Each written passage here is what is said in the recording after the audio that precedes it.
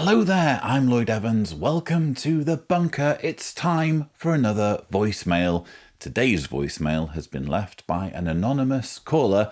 Let's listen to what they have to say. Hello, Lloyd. Thank you so much for all that you do. I really do appreciate your dedication to your activity here, and it really has helped me. And I don't mind if this message is broadcasted. I just won't leave my name just to protect my identity, but I don't mind if you share this recording at all. So my situation is, I have successfully faded. I do not actively speak out against the organization to maintain my relationship with my mom. But now I'm in a situation at work where my supervisor is a Jehovah's Witness, and she knows that I used to be one.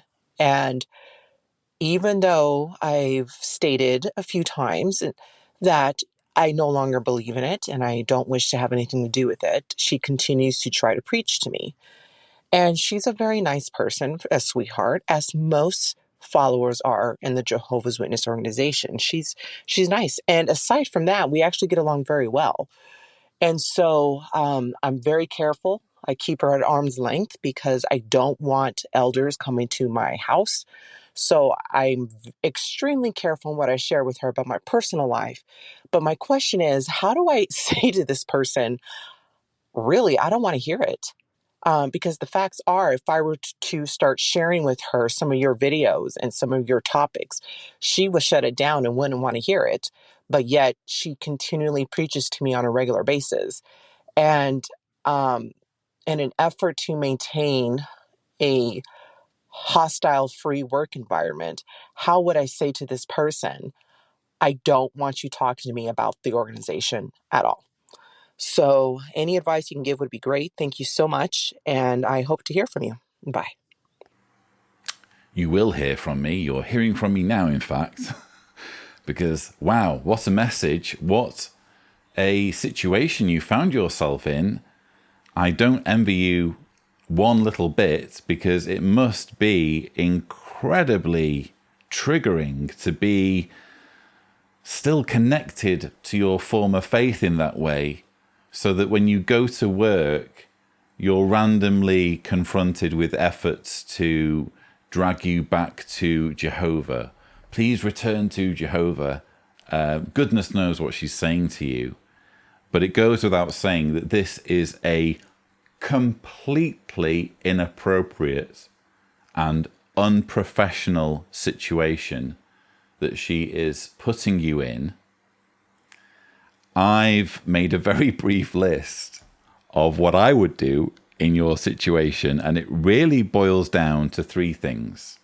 Now, it's worth remembering that this is your supervisor, and as your supervisor, she has, I would assume, at least some power to make your life miserable and or cause you to lose your job. You know, that's what supervisors do. They supervise.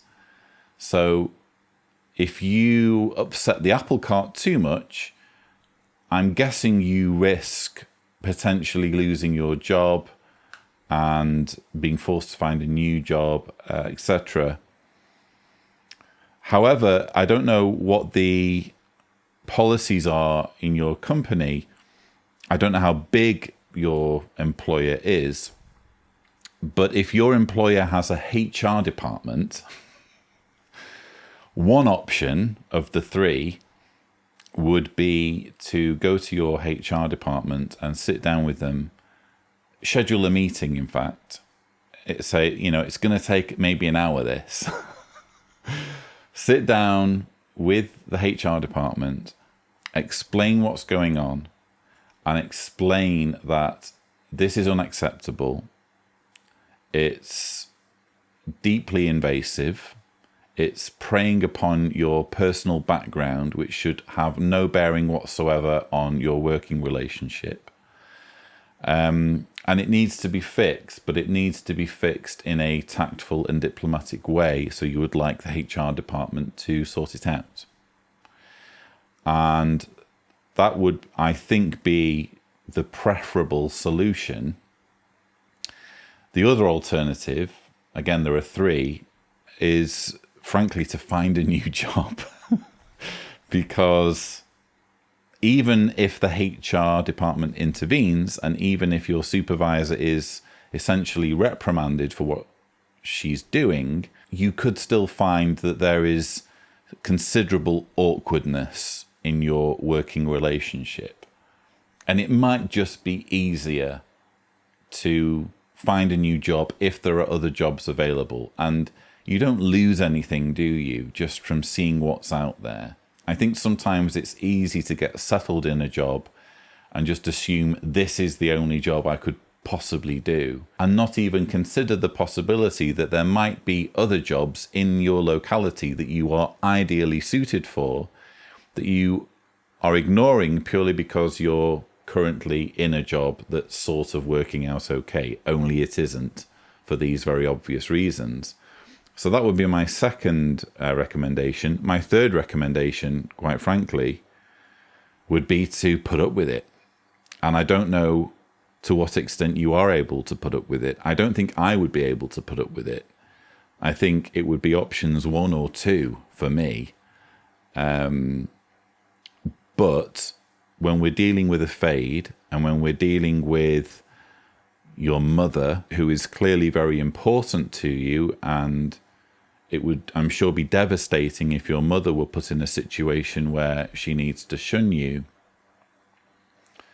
I'm sure that there are many watching this video who are in similar situations, maybe not their employment, maybe in their family situation, where they too are having to put up with this sort of inappropriate behavior. And it's just a case of muscling through it somehow. This is unfortunately exactly the sort of thing you can expect in a captive organization that won't let people leave gracefully, that insists that even faders like yourself hold a candle for their former beliefs, or give some indication that they might return at some stage. It's all the doing of the governing body. This is exactly what makes cults like Jehovah's Witnesses so damaging and so corrosive in family situations. So don't feel ashamed if, for whatever reason, options 1 and 2 can't be pursued and you need to put up with this. Again, I don't think I could. I think I would be pursuing any other alternative than putting up with being preached to when I go to do my job, my secular work. But who knows? It really depends, doesn't it, on your personal circumstances and on how desperate you are to keep your relationship with your mother. So that's really all I have to say. It could be, however, that viewers have something to say on this. I'm sure they will, in fact. So let me know what you think in the comments, viewers, about this situation. Which option would you go for? 1, 2, or 3, or perhaps a 4th that I haven't considered? If you would like to leave a voicemail, the thing to do is go to speakpipe.com/Cedars, remembering to indicate clearly if you don't want me to broadcast your message on my channel. But that's it. Don't forget to subscribe to the Lloyd Evans channel for more such videos. And as always, thank you for watching.